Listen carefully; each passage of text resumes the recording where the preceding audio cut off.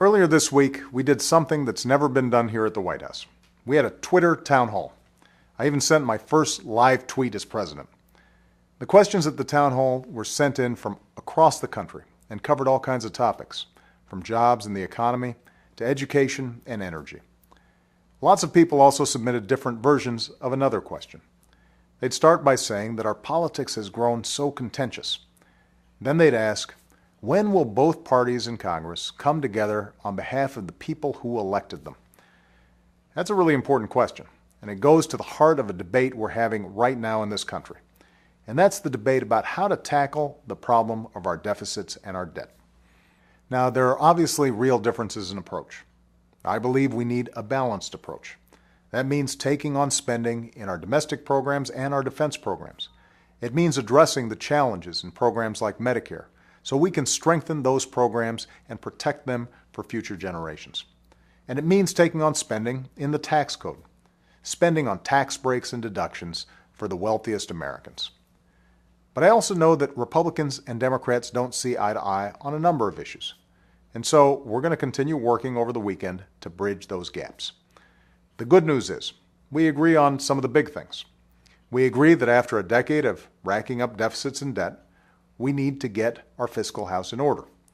We agree that to do that, both sides are going to have to step outside of their comfort zones and make some political sacrifices.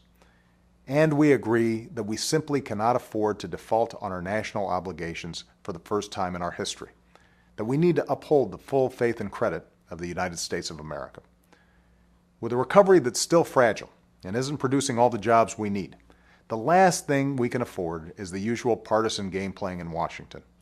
By getting our fiscal house in order, Congress will be in a stronger position to focus on some of the job-creating measures I've already proposed, like putting people to work rebuilding America's infrastructure, or reforming our patent system so that our innovators and entrepreneurs have a greater incentive to generate new products, or making college more affordable for families. And businesses that may be holding back because of the uncertainty surrounding the possibility of a default by the United States government will have greater confidence to invest and create jobs. I know we can do this. We can meet our fiscal challenge. That's what the American people sent us here to do.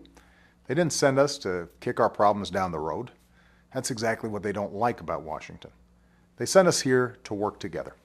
They sent us here to get things done. Right now we have an extraordinary and an extraordinarily rare opportunity to move forward in a way that makes sure our government lives within its means, that puts our economy on a sounder footing for the future, and that still invests in the things we need to prosper in the years to come. And I'm hopeful that we will rise to the moment and seize this opportunity on behalf of all Americans and the future we hold in common. Thanks, everybody, and have a great weekend.